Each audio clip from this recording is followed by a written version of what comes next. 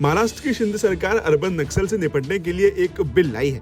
Maharashtra special public security act 2024 नाम का ये बिल अगर पास हो जाता है तो इससे शहरी इलाकों में बढ़ रहे नक्सलवाद और उनके खतरों से निपटने में मदद मिलेगी। दरअसल महाराष्ट्र के डिप्टी सीएम देवेंद्र फडणवीस ने गुरुवार यानी 11 जुलाई को विधानसभा में ये बिल पेश किया। उन्होंने दावा किया कि नक्सलवाद न केवल महाराष्ट्र बल्कि कई इलाकों में तेजी से फैल रहा है। कई अलग अलग संगठन नक्सलियों को भारी हथियार और फंडिंग मुहैया कराने में मदद कर रहे हैं। इसी के साथ फडणवीस ने आगे कहा कि इनसे निपटने के लिए मौजूदा कानून काफी नहीं होगा। इसके साथ ही डिप्टी सीएम ने दावा किया कि नक्सलवाद अब सिर्फ महाराष्ट्र के दूर दराज इलाकों तक ही सीमित नहीं है, बल्कि अलग अलग संगठनों के जरिए ये शहरों में भी तेजी से बढ़ रहा है। बिल के मुताबिक नक्सल प्रभावित 4 राज्यों छत्तीसगढ़, तेलंगाना, आंध्र प्रदेश और ओडिशा में भी पब्लिक सिक्योरिटी एक्ट है और यहाँ 48 नक्सली संगठनों पर भी प्रतिबंध लगाया जा चुका है।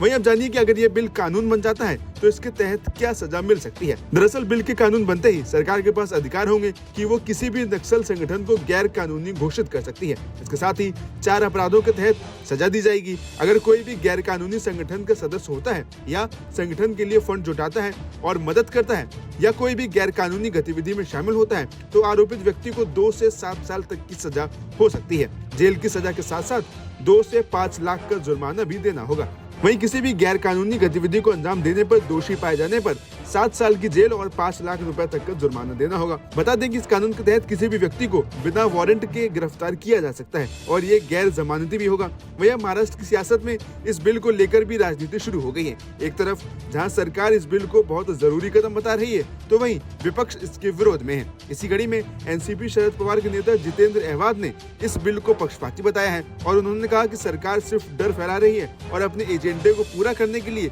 ये बिल लाया गया है। ये अर्बन नक्सल नाम का एक नया शब्द लाया गया है कुछ दिनों से और इस बिल के तहत आप किसी को भी उठा ले जा सकते हैं। आपने सरकारी पॉलिसी के ऊपर टीका भी की तो आपका अरेस्ट हो सकता है। यानी करने का क्या है? विधानसभा ऐसी बिल पारित करेंगे तो महाराष्ट्र जिस चीज के लिए जाना जाता है कि विद्रोह का आवाज कायम महाराष्ट्र से निकलता है, तो क्या आवाज चुप कर देंगे? यहाँ तो तुकाराम की भूमि है, ज्ञानेश्वर की भूमि है। जिस तुकाराम ने कर्मकांड के खिलाफ उस समय आवाज उठाया था उसकी परंपरा है। ये कैसा हो सकता है? अर्बन नक्सल कह के तुम हजारों जवानों को अंदर डाल देंगे जो तुम्हारे विचारों के खिलाफ है।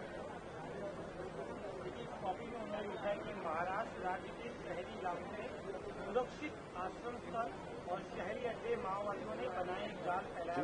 वही मैं बोल रहा हूं कि ये भय फैलाना है। किस शहर में माओवादियों के अड्डे हैं? किस शहर में स्लीपिंग सेल्स है? अरे जाओ ना, उड़ाओ ना उनको। हर आदमी को ये सिक्का मार के तुम अंदर डालने वाले हो। जो आदमी आपको लगता है कि अपने को इससे खतरा है ना, पॉलिटिकल खतरा है, उसको आप अंदर डाल दोगे। ये बिल उसके लिए लाया गया है। ये बिल दिखा रहा हूं। नमस्कार, मैं हूं मानक गुप्ता।